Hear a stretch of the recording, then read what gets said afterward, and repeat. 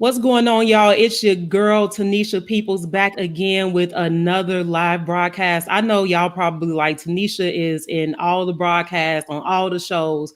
You're damn right, I'm Diddy. I'm in all of them. I'm in all the videos. I'm on all the songs. I'm on.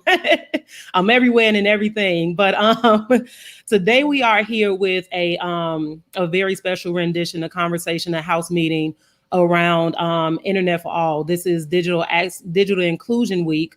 And some activists around the country have been having a conversation around the digital divide for months, particularly with distance learning and a lot of students being logged out.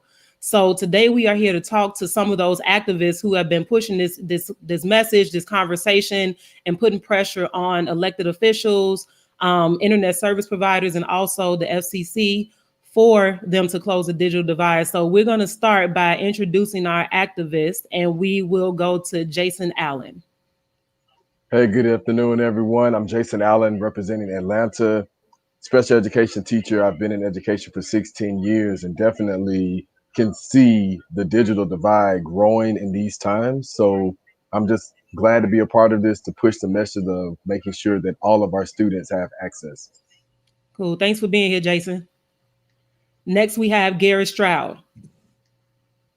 Hey everyone, I'm Garrett Stroud. I'm a language arts teacher in Kentucky. I proudly represent the Bluegrass State on my site, KentuckySchoolTalk.org, where I talk about all kinds of issues related to educational equity. And one of those major issues is what we're talking about today, just the digital divide.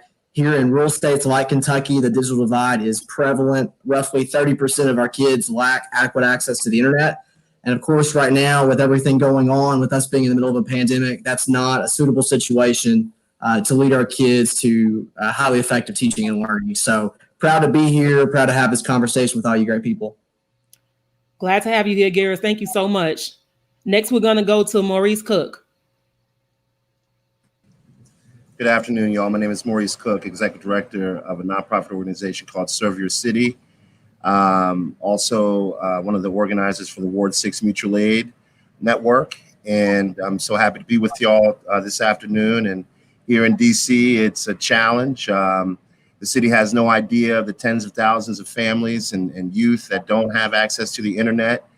They won't tell us the truth, and we have to fight them tooth and nail to make sure that we have internet for all and fight this racism and classism.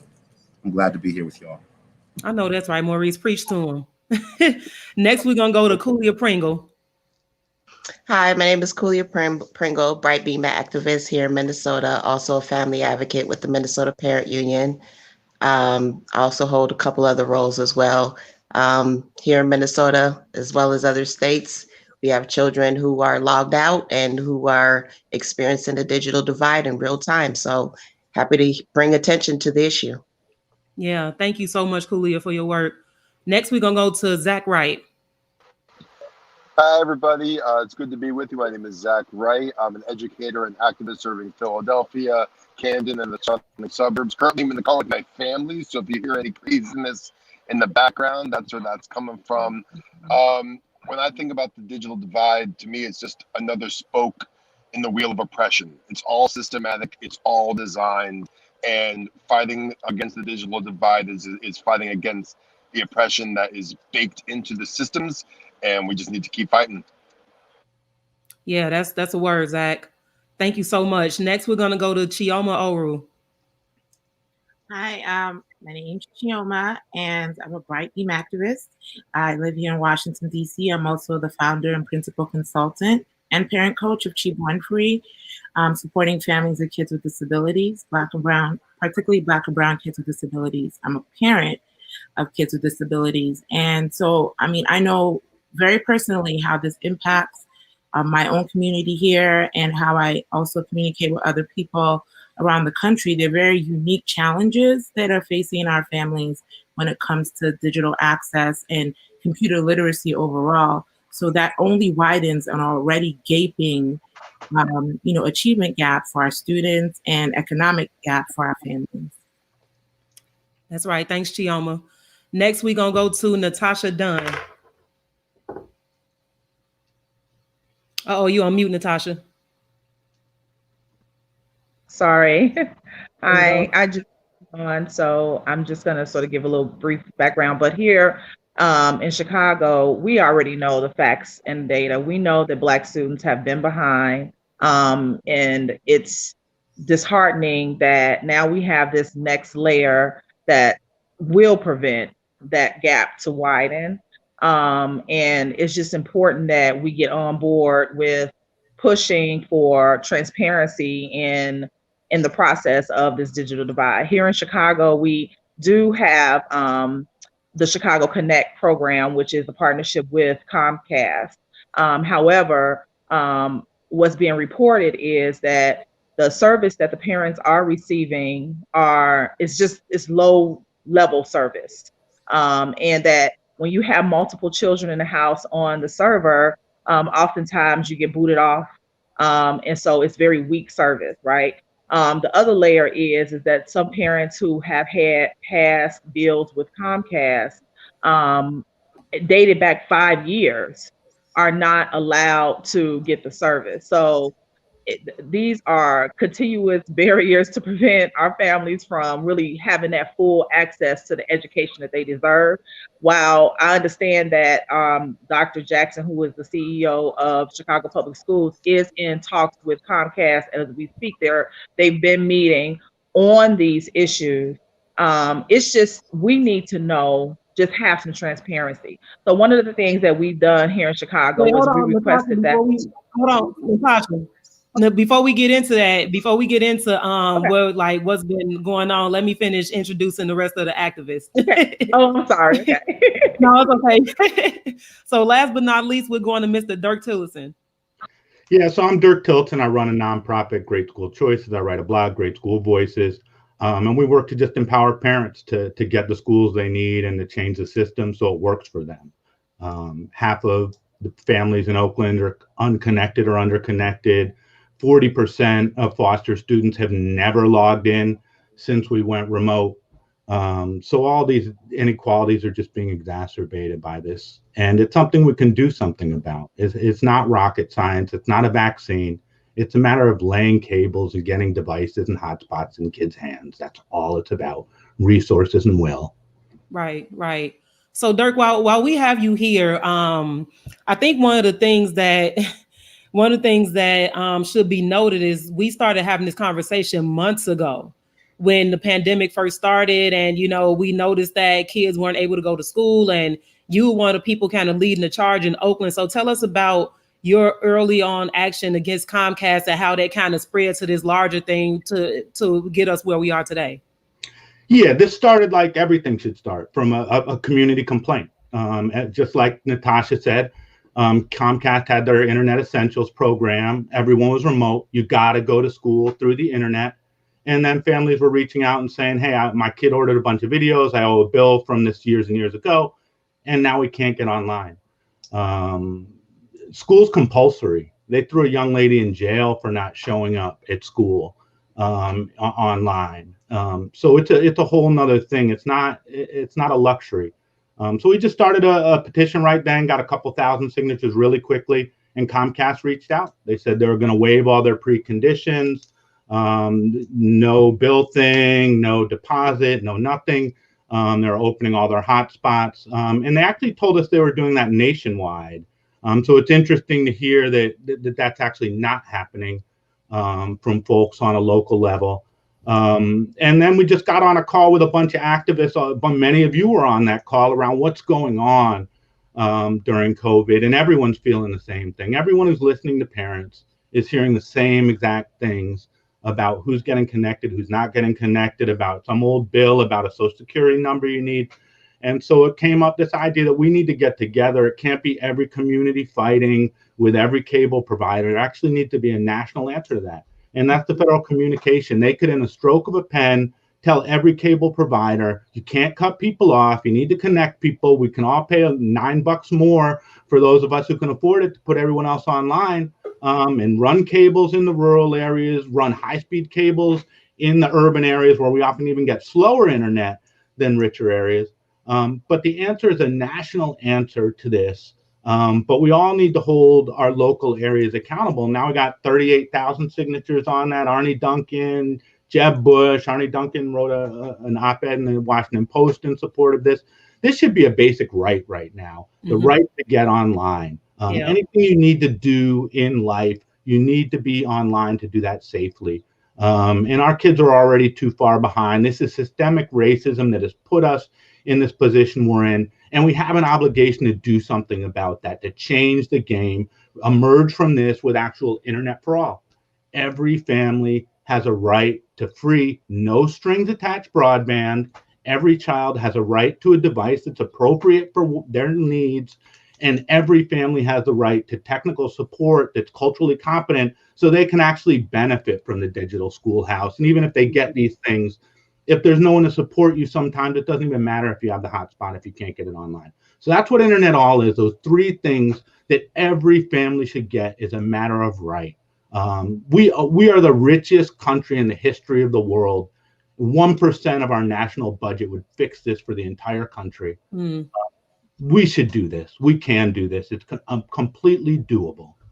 Dirk, and I saw some data around the fact that we spend more money, or it would cost less to connect all families to high quality broadband than what we spend annually on the military budget.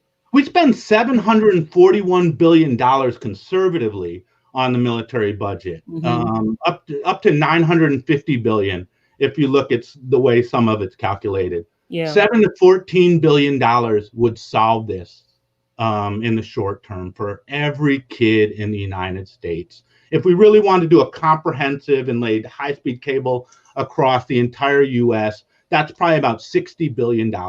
So again, less than 10% of the military budget. So it's a question of priorities. It's like, are we going to make connections or are we going to make war? And it seems like we're a war-making country rather than a connection-making country. And hopefully we'll change that.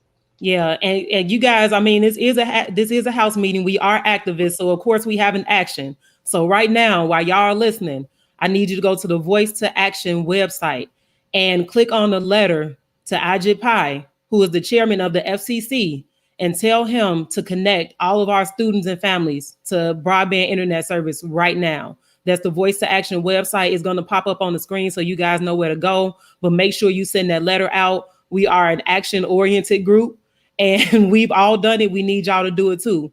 In the meantime, I want to go to Maurice, who's done some great things in DC, because, you know, realistically, we've been fighting this battle for months, and the FCC isn't listening. The federal government isn't listening.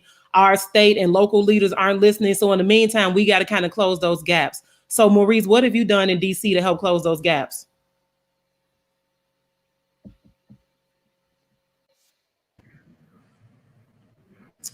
Well, we had to do it ourselves. And I think that we're going to have to do both, right? We're going to have to fight Babylon, and then we're going to have to do it ourselves. And so what we've done is we've created a computer procurement distribution business by requesting from the public to give us their old laptops and tablets, and we created a refurbishing team. We had to learn how to source cheap devices. We had to learn how to make internet deals. We were able to purchase 50 hotspots for 50 families, cost us $30,000. And we're going to try to look for more deals. We've been able to secure opportunities to source devices for some local business here. We had to code our own app, and we're training young people, young Black and brown people, impacted by this so-called digital divide, to go ahead and solve the issue themselves and not depend upon the system that has denied them this access for the last 20 years.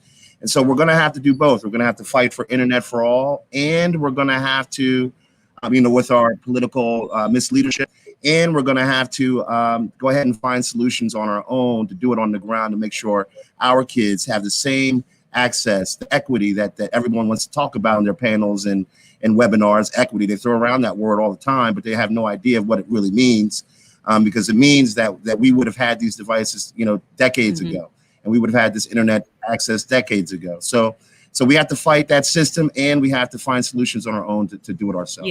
Yeah, that's right. So I want to, we came out with a report early this year called the Progressive Cities Report, in which it was discovered that progressive cities, although their kind of stance is to protect and support most marginalized families and communities, they haven't done so, particularly with education. And Chicago is one of those cities identified in that report. And so I want to kick it back to Natasha, because you were talking about some of those disparities and opportunity gaps that we're seeing in really cities, acting like they're doing their due diligence, but it's particularly with the Chicago Connected program. But at the end of the day, it's not enough. So Natasha, tell us about that Chicago Connected program and the obstacles that you've seen with people trying to access it, the eligibility, and overall the quality. I think you're on mute again, Natasha. There you go. Okay. Uh-oh, what's happening?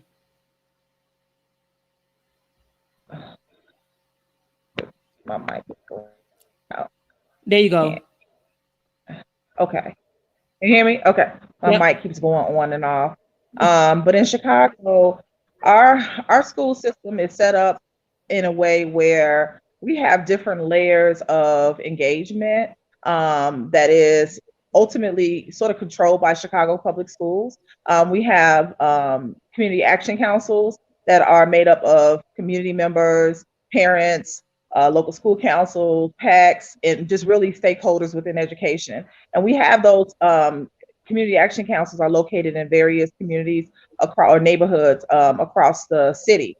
And that's an opportunity where people could just like talk about what are some of the needs in the school. So I attended a few of the community action council meetings and just heard some of the concerns that parents had regarding Chicago Connected. And the concerns were simply that, I mean, while people are being able to have access to it, there's a lot of gaps in services as far as insurance, like the people who are not able to access it. So like I stated earlier, you have families who are saying that they have it, but it's the lowest rung service ever.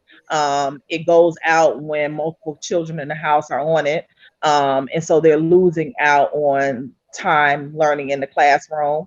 And then you have those people who are still having challenges getting the service altogether because they have a bill. So Chicago Public Schools is aware of this and have been in talks with Comcast to try to solve this problem.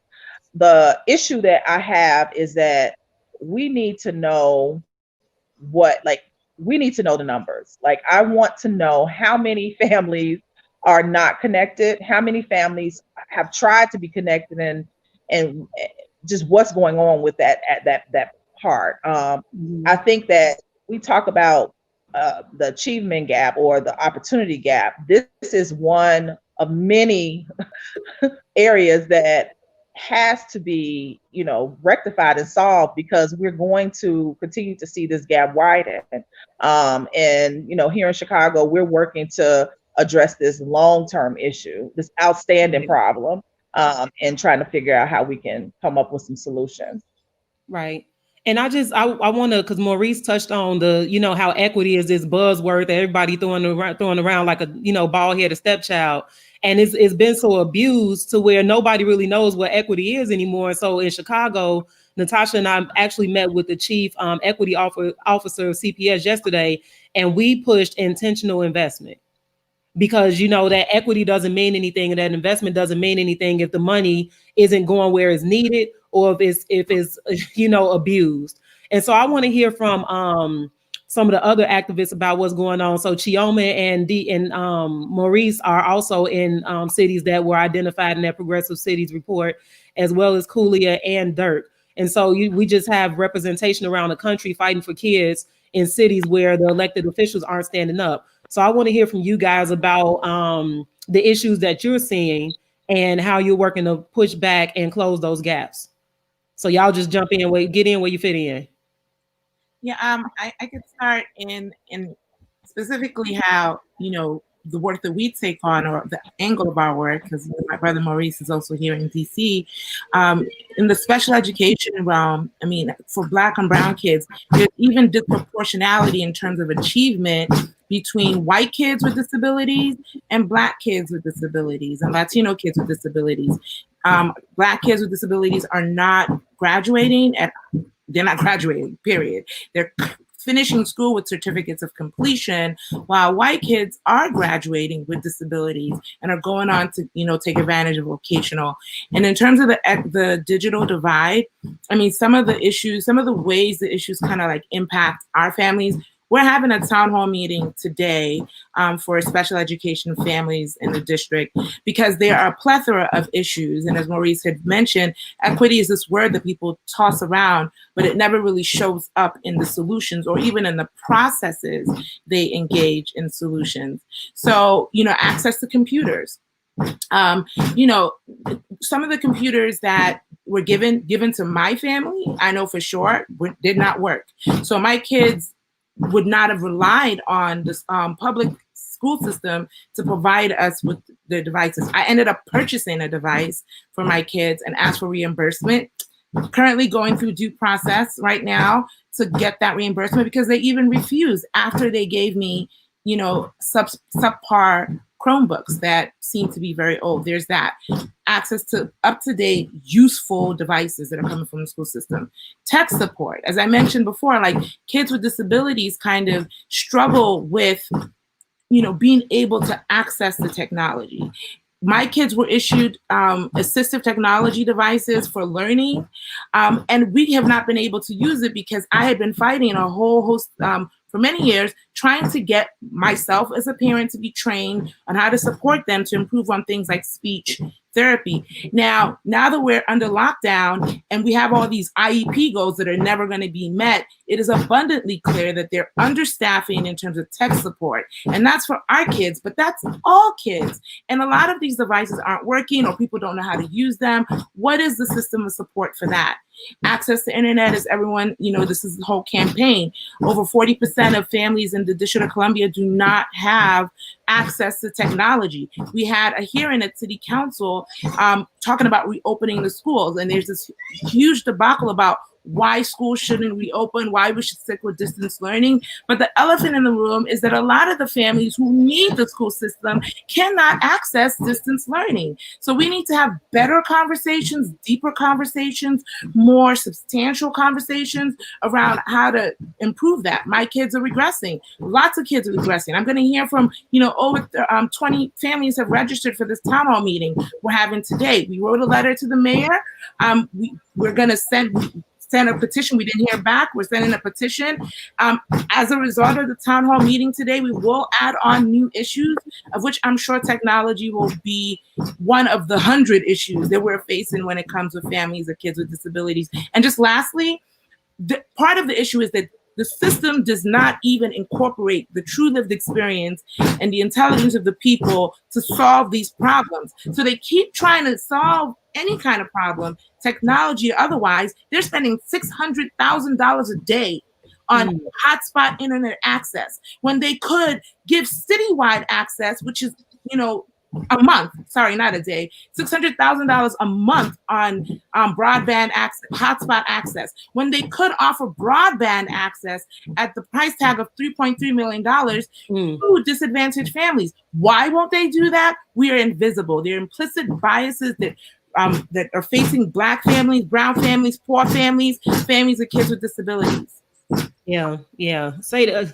She almost just preached, y'all. I mean, again, this is all rooted in these opportunity gaps and, deep rooted oppression and systemic racism and all that good stuff. So I want to throw it to Jason and talk about what's going on in Atlanta, because although Atlanta wasn't on the report, we know that Atlanta has a high Black and brown student population, and they're experiencing some of the same issues. So tell us about what's going on at ATL. So very shocked that Atlanta didn't make the report, because as most people know, Atlanta drives the educational spectrum of what happens in the South. So when we talk about children, especially Black children in the South, who have the lowest literacy rates, that's data, right? We know that the Southern states are behind with literacy across the nation. Tanisha, you mentioned earlier about how we've been advocating for this all year as teaching special education children in the digital divide. I saw early on, yes, access is a problem, yes, students not having the devices is an issue, but they can't do anything with the Right. access and devices if they can't goddamn No, read. it's okay. And I know this We is not still taught talking that the real stuff. this is not our podcast. However, is that purposeful? Because what are we really doing? Like, people want solutions. They're on these town halls, they're connecting to activists, but they need to know what they can do now. We shared a survey on our Digital Divide event on Monday for grandparents who have not been a part of this conversation, almost like students. And it has baffled me that we have had these conversations. We're forcing, school board members and superintendents to do the right Mhm, things, and they're developing the mhm. task force. But who's at the table? Grandparents are not at the table. We have 34% of grandparents in metro Atlanta that are raising school age children who are Mm, still to this day disconnected. So much so that we have churches and nonprofits we've joined together, yeah, and we are doing learning pods for grandparents who have school age children. One, we're in a pandemic. They don't feel comfortable going out of their homes. They don't feel comfortable sending their children back into face-to-face learning because they know that these kids are all that they have, and it's not a consideration that's been put forth out there. So my stance would be, when we talk about the issues and the obstacles that are happening right now in the digital divide, I would urge educators and activists to really be mindful of one of the smallest yet growing populations that are not being served yeah, or heard, yeah. which are our And I grandparents. want to. I think that's an important piece because not only is there an issue with the access to technology and access to internet, there's an issue with access to education. Because Jason, as you said, if you have maybe an elder in the household and they're working with kids, they may not know how to support their child doing distance learning. So I want to kick it to Kulia, Zach, and Garris to talk about any engagement that they're doing, particularly Zach, because Zach, we heard early on in the year where in Philly we had kids sitting in the parking lots of schools trying to access Wi hotspots. And so when we talk about the means that, and then there was their case in California, where the girls were sitting outside of Taco Bell trying to use their hotspot. So when we talk about by any means necessary, and how parents have to work to fill those gaps but don't necessarily know how because they don't have the education, they're not educators, they're not tech savvy. How are you guys working to kind of to support those or push those messages?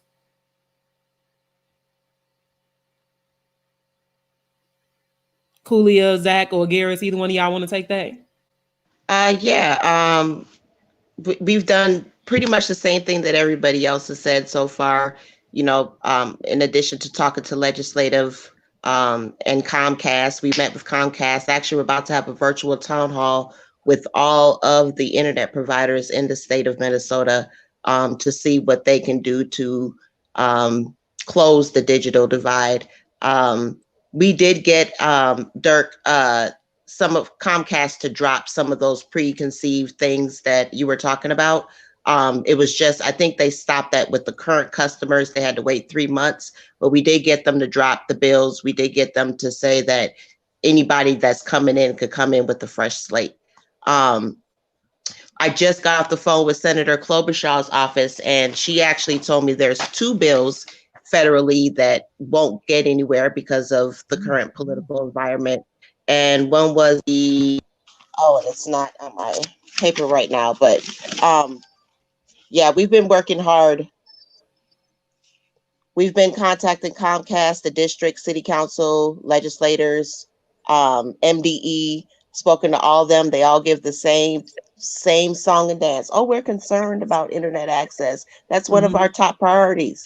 And there's money there to close the digital divide. And I'm like, well, that's not what I'm seeing on the ground.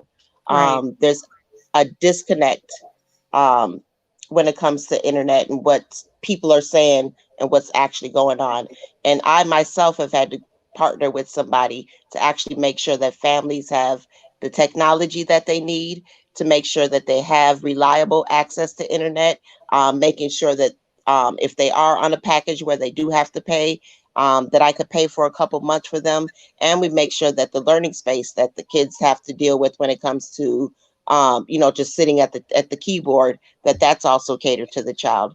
So we've been trying to do on our own, as well as still trying to put pressure on those in charge to step up, because free public education shouldn't cost $9.99.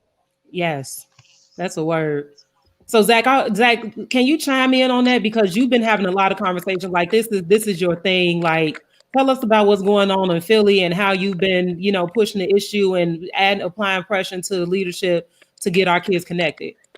Yeah, I can speak to that a little bit. I'm also living like Zach, speak up for us a little bit. all right, I don't know if you can hear me. So like I'm living the digital divide right now in this car. Yeah. So in Philly, what's happening, right, which is the headquarters of Comcast, right? We have about 20,000 students who cannot get internet. Zach, we need you to use your teacher voice. Uh, all right, let me use my teacher voice now. So essentially, in Philadelphia, which is the headquarters of Comcast, we have tens of thousands of students who cannot get internet. So what Comcast did is they had this Internet Essentials program, and they're trying to come off as like they're being philanthropic. However, Hey, Zach, I'm sorry. I'm sorry to interrupt one more time. Put the phone like right next to your mouth if you can, because it's still really low. And this is important information we need to hear. so here's what Philly is doing. There we We go. have this new PHL connected service that's trying to get students and families connected. Unfortunately, what's happening is that we have the Internet Essentials program, which is really low speed, so that any family would have more than one device in the home, families can't use it. On top of that, charter schools actually have to come out of pocket to pay for the service to the tune of about $8 per student. Wow. Philadelphia School District also had to come out of pocket. And even though Comcast has put up a lot of money, they've put up money from their own charity organization. So they have actually been robbing Peter to pay Paul, such as it is. Mm. This digital divide in Philadelphia and also and elsewhere, to me, is also just a part of the larger spoke of oppression, wherein those with wealth have access and those without don't. So when I think about who to blame, and we can come to this later on in the conversation, when I think about who to blame, there's a lot to go around. Yeah. Yeah. Man, so first of all, I just want to acknowledge the fact that that broadband is stretched thin. I don't know about y'all, but I had problems with my internet this morning. Natasha dropped off because she's having problems with her internet service. Like, it's trash. And so, we pay over hundreds of dollars a month for this access, which isn't quality. So just imagine the struggle that parents and students are having at home trying to do distance learning when their services is constantly going in and out. And I know I heard in Chicago and probably a couple of other places that some students have been marked absent because their service is inadequate. And so that's an issue in itself. And again, I'm going to take this time to tell y'all, ask y'all to go to the Voice to Action website. As soon as we get through with this information on the screen, go to the Voice to Action website and send that letter to FCC Chairman Ajit Pai so that we can get quality broadband for everybody across America. Now, this is what I want to get to, right? And I want everybody to just get in where you fit in. Whose responsibility is it to provide high quality internet to students during distance learning and beyond? Because what we're seeing is when, like Zach said, it's the blame game. So everybody's pointing fingers at everybody. Well, it's your job, and your job. And with that, it's not happening because nobody wants to accept responsibility. So y'all, let's talk about it. Who is primarily responsible, or not even primarily responsible, responsible as a whole for getting our kids connected? I think it begins with state superintendents, local superintendents, and school boards. I mean, we have laws that say that students are supposed to receive free and equitable educations, right? Even though we know that it's far from free and it's far from equitable. And so, what I've been telling parents and activists locally, especially in Metro Atlanta, is to hold these superintendents and school boards accountable. And here's the reason why: most Metro Atlanta districts and most districts in Georgia are using or spending at least $2 million on SROs, which are police officers in schools. If we're not doing face-to-face learning, the majority of the school districts aren't. If we're doing hybrid models where the teachers and the staff are coming in, but not the children, what are we doing with this money? So it's beyond the blame game. It's the intentional, it's the intentional neglect of these elected officials. And I'm laughing only because it's that ridiculous that people know what needs to be done. These school boards know that these children don't have access. Why are we having to do all these town halls, all this rigmarole about what elected officials and educators in high positions should be doing for children? Period, point blank. That's right. That's spot on, Jason. Who else? I was going to say too, here in Minnesota, I was just going to say, trying to follow the buck in Minneapolis public schools, per pupil spending doubled since COVID, went from 15,000 to 27,000. Kids aren't in school. Where is the money going? When we ask why, certain things aren't happening, there isn't any money. Go to the Department of Education. She says there is money. Everybody's passing the buck, as you said. Go to the foundation. Minneapolis Public Schools has its own foundation. Oh, we're following what the district says, and they haven't said anything about internet access. They said they got it covered. Yeah, the following the money thing is an absolute must. And when you do follow the money, you get nowhere, because nobody can tell you exactly why kids are out of school. Costs have been cut. Free public education costs $9.95. I'll add that in DC, we're under mayoral control, similar to how you're living in Chicago, Tanisha. And what that looks like in DC is that, all roads point back to the mayor. The mayor appoints the chancellor. The mayor appoints the superintendent. The mayor has her deputy mayor of education. The mayor appoints the office of the chief technology officer and their office. And all departments, government departments.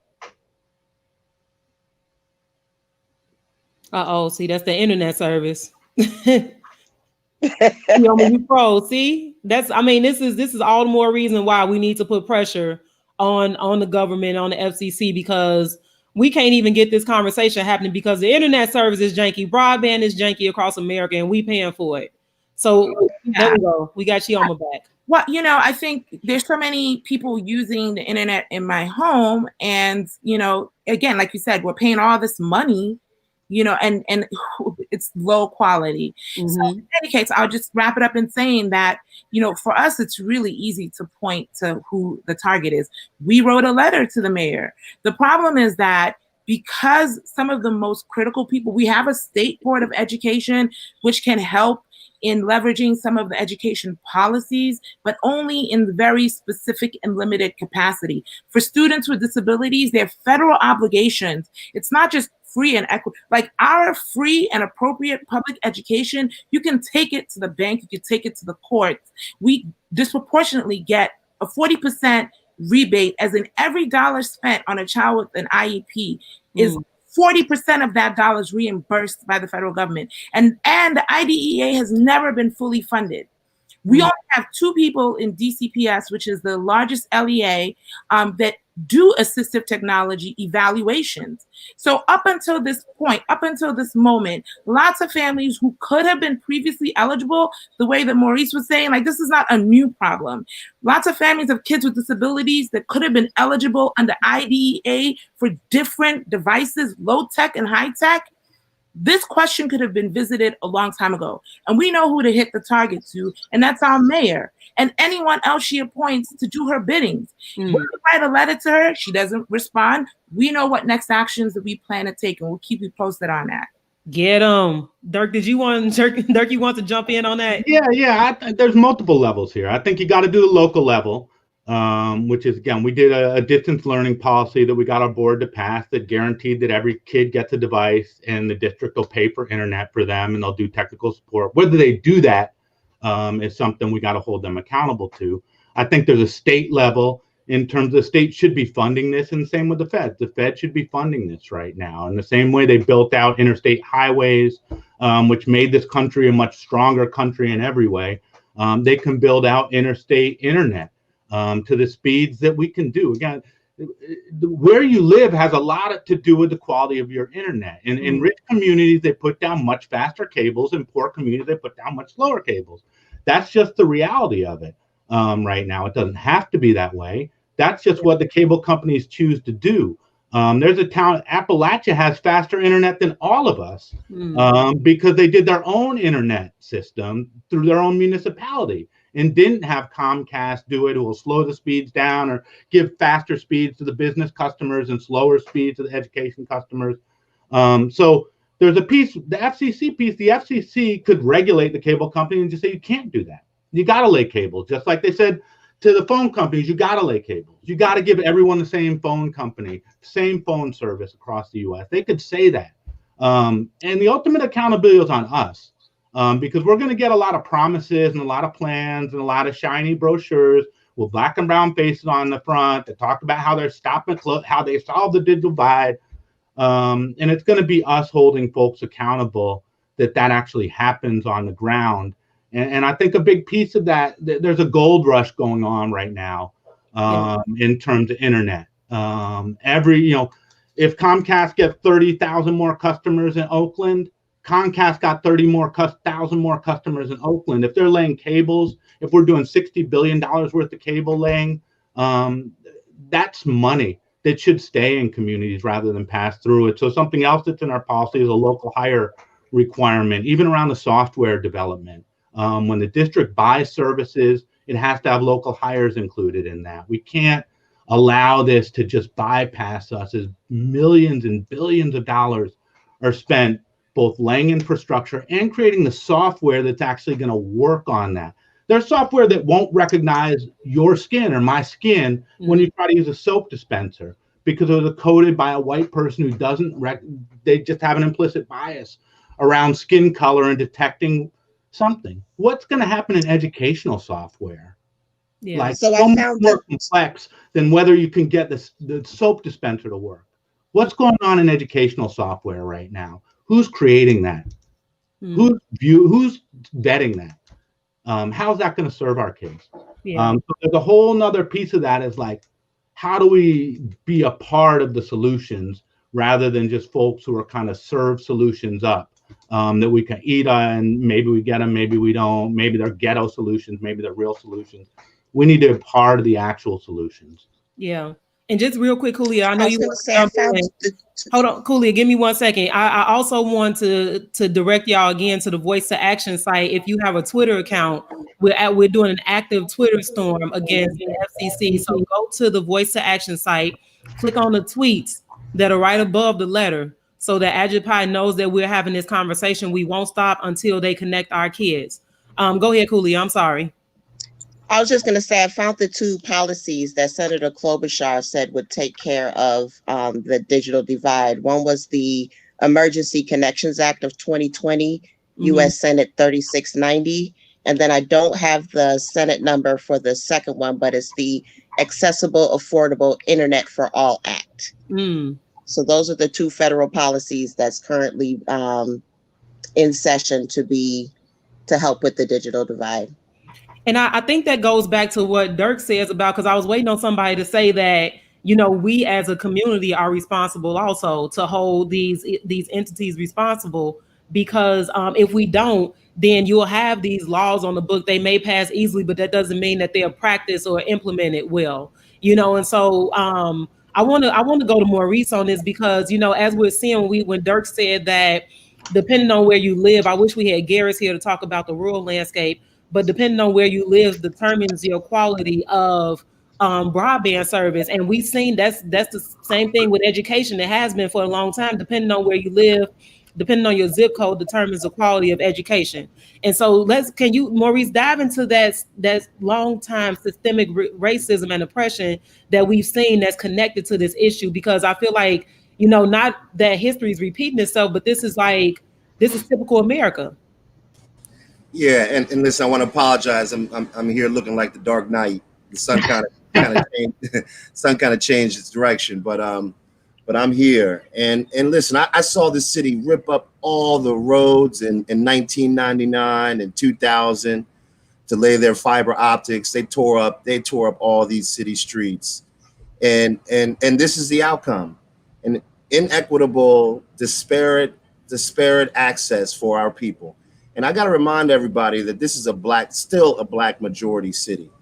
And there is no internet access there has been no new public housing created in the last 20 years. In fact, they've displaced 30 to 40 to 50,000 people in Washington, D.C.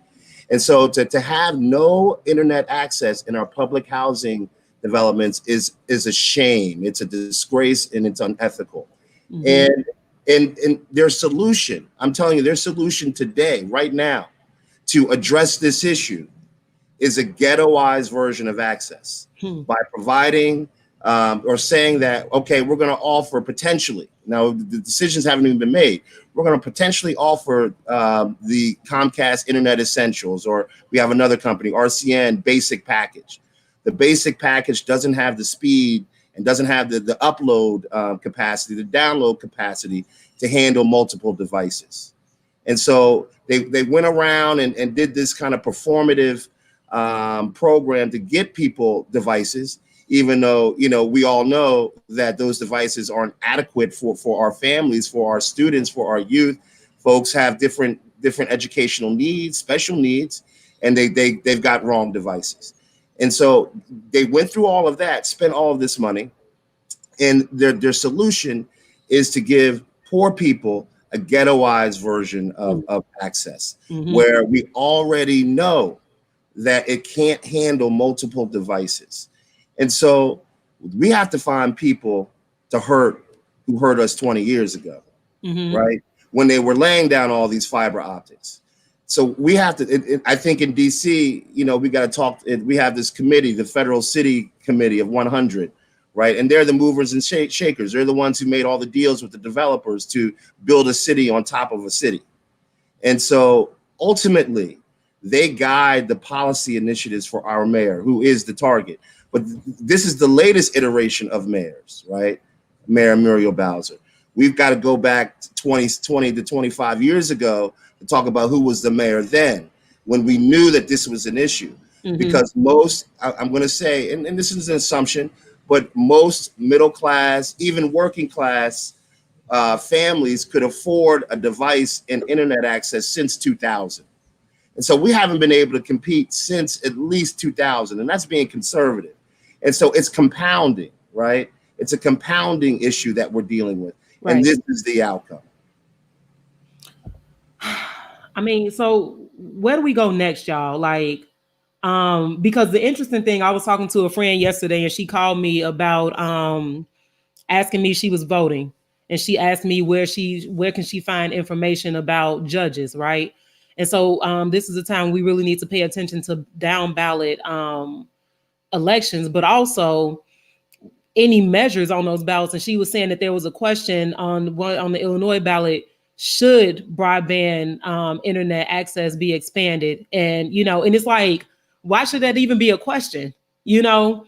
And so when we have like the government asking dumbass questions like this, when they already know the answer, where do we go next to give them, I guess, the answer, whether they need it verbally, whether they need it in action? Where do we go from here, y'all?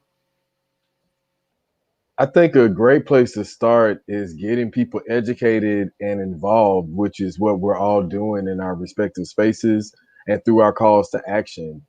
Some of the tips that I give to parents as a former district administrator is to use the process for open records requests. Make these school districts work. Make them use this money.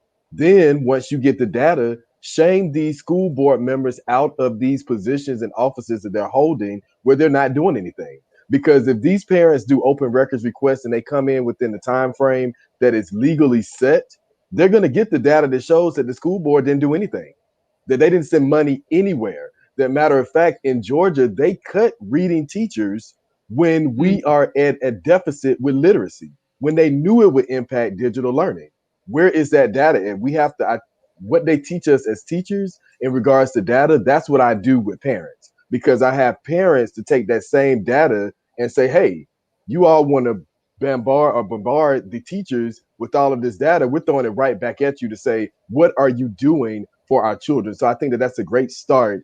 To add to our call to action is to get parents to locally organize, mobilize, know the processes of the school district, and then use that to make them do what should be done. Let me jump to Coolia real quick. And I know I want everybody to jump in, but I want to jump to Coolia real quick because we talked about something dope last week. Like me and Cooley, like, first of all, if y'all sleep on the Twin Cities, the Twin Cities gets down. The Twin Cities in Minnesota get down. Like they don't, they give no F's, right? And so they're doing some badass stuff in the Twin Cities, and Cooley has a plan that's like sure to, shake things up. So Cooley, if you want to talk about it, feel free. If not, if it's still like, top secret, then don't. But just know that, it's some real life rebels in the Twin Cities, and Cooley is one of them. So Cooley, tell us about where you think we should go from here. You on mute. We should shut it down. That's where we're going. So we decided to boycott MPS for not, supporting families in multiple ways, whether it's the internet,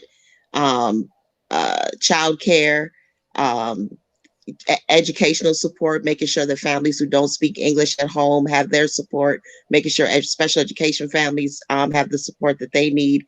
And so we've also decided, with the help of Tanisha's brilliant brain, to do a day of action where we're asking students to purposely log out on October 13th, which is my birthday.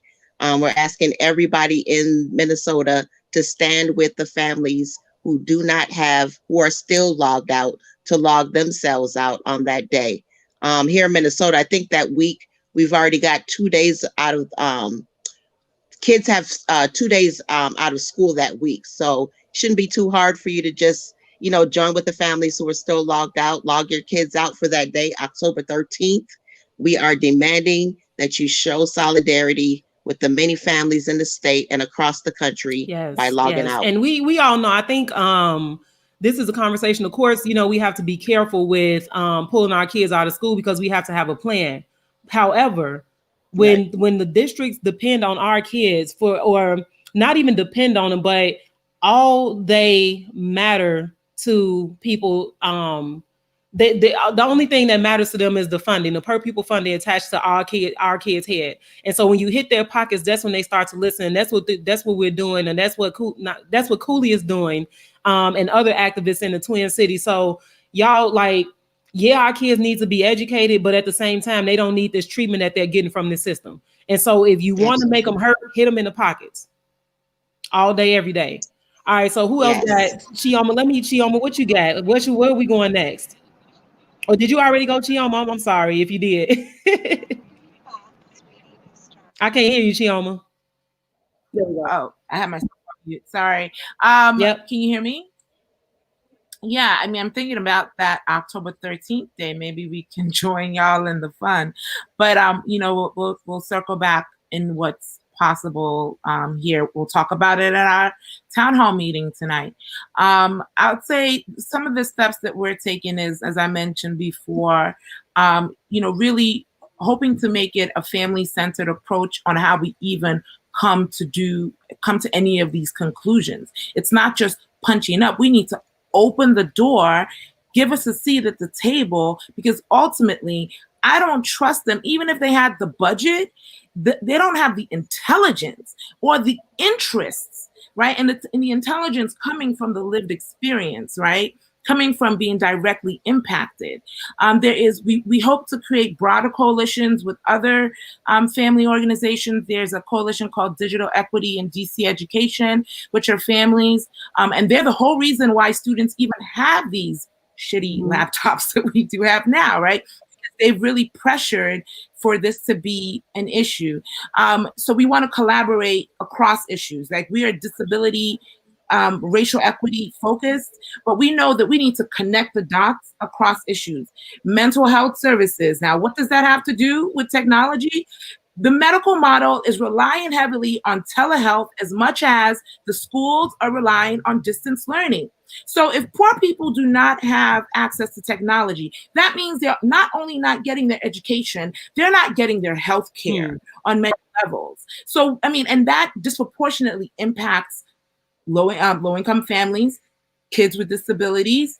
And the senior question, I just want to speak to Jason. We have, a large population of seniors raising their grandchildren, grandparents raising their grandchildren, and a lot of them have disabilities. We've actually been called to support them, and we're trying to figure out ways to work with them. So our goal is to create a broad coalition of family-centered organizers out here and put pressure on the city to do better. Give us a seat at the table. Give us access, not just a seat at the table, a real voice at the table, not topical. They created a whole task force that convened in April. Nothing good came of that. No solutions have come of that. So that means you need to recalibrate, stop figuring this stuff out in this elitist vacuum, and open the door to the people. That's our small goal. Of course, we have all the big goals that everyone else has in terms of revolution and whatever else we want to see go on. I don't know if y'all, I felt that fire. I felt that heat from Chioma. And I don't know, y'all, the FCC, the Mario Bowser, y'all might not want to feel that heat. Y'all might want to do what Chioma told y'all to do before she sent it that way. Zach, where we going next? What do we do? Can y'all hear me now? Yep. All right, awesome. So I've been thinking about this, whose job is it, right? Like, whose job is it to close this divide? And I was thinking about, so I guess there are 4 players here. One could be the internet service providers, right? The Comcasts of the world. But I'm not waiting on them because they're not here for justice. They're here for profit. So I'm going to put them aside. So I think about the federal government, right? The FCC, I eat pie. But with the leadership we have now, I don't expect anything from them, like nothing. So I put them aside. I think about my school districts. I think about school districts. Uh-oh, Zach, we're losing you a little bit.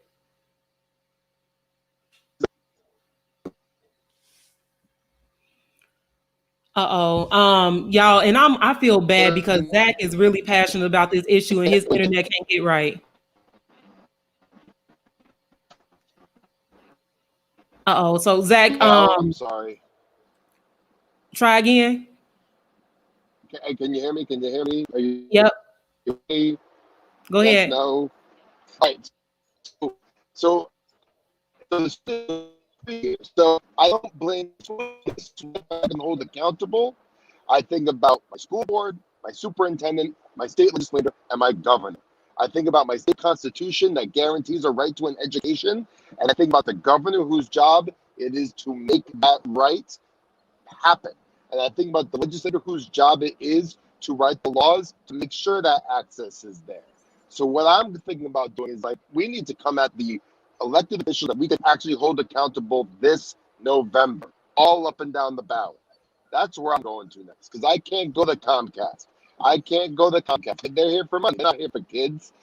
Federal government, yeah, I want the FCC to do what's right, but how can I trust the federal government to do anything? So that's where I'm going. I'm doing it to my local elected officials. I hear that. Dirk, where you going?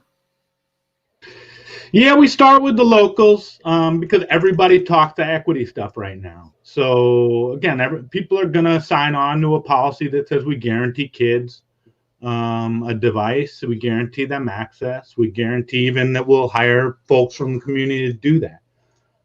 So I think we can use the moment of equity and kind of shame to just make folks will pass those policies. The next thing is, like, how do we hold them accountable on that? And so that is, like, we are going to start in Oakland, like Digital Inclusion Oakland, which will be community. It'll be folks, from different underrepresented communities. Yeah. And we'll be holding folks accountable around how the money is being spent, around who has access, around who doesn't, around, even teachers who don't have access right now.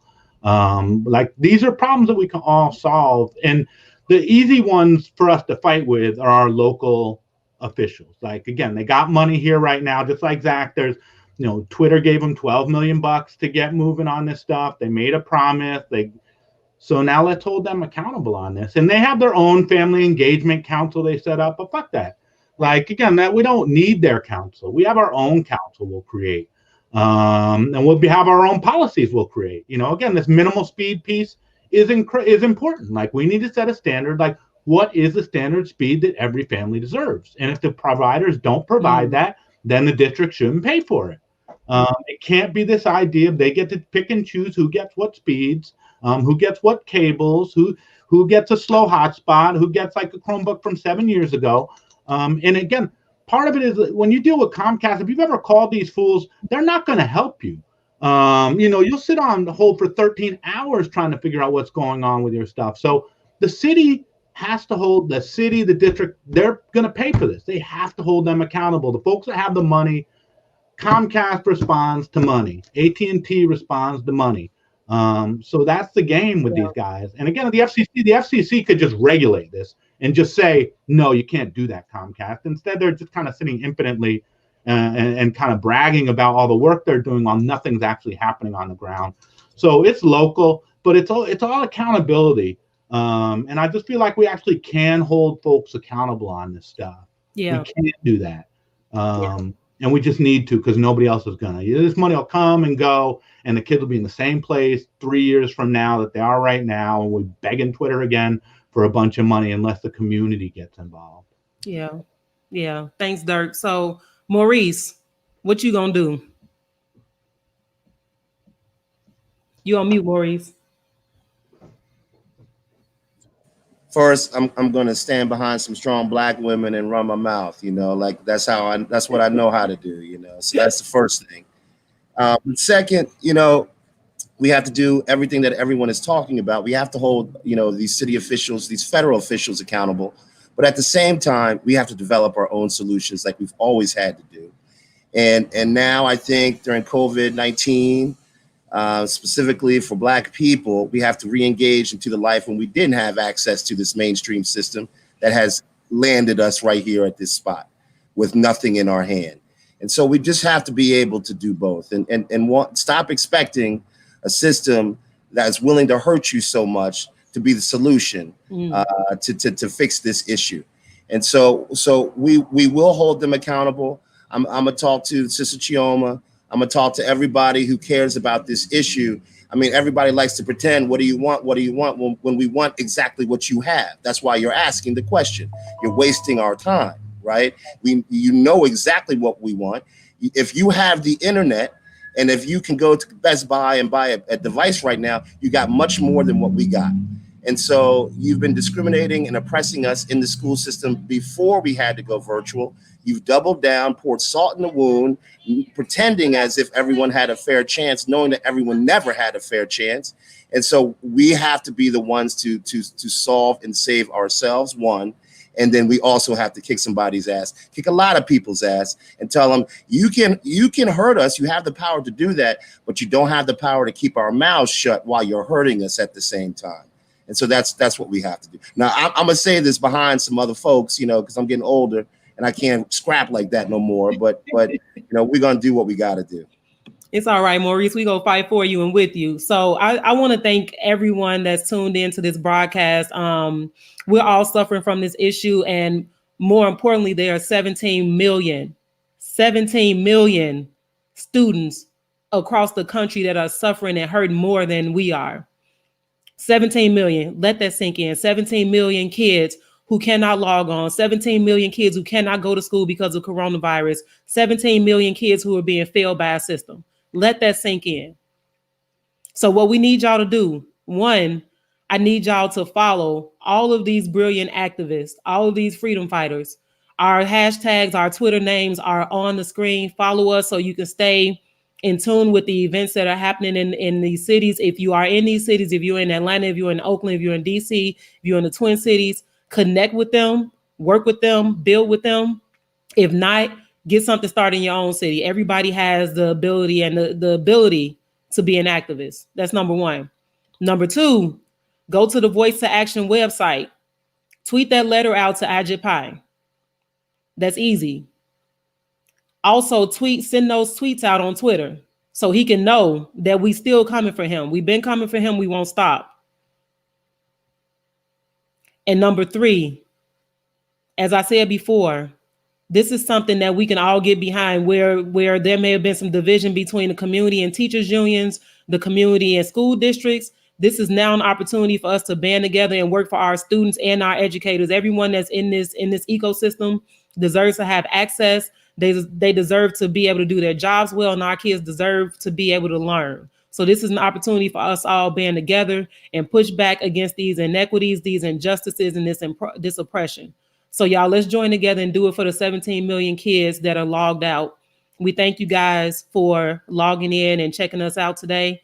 And join us on October 13th. Be on the lookout. It may be a national action, but be on the lookout and join us. And we'll catch y'all soon. Thank you guys so much. We out.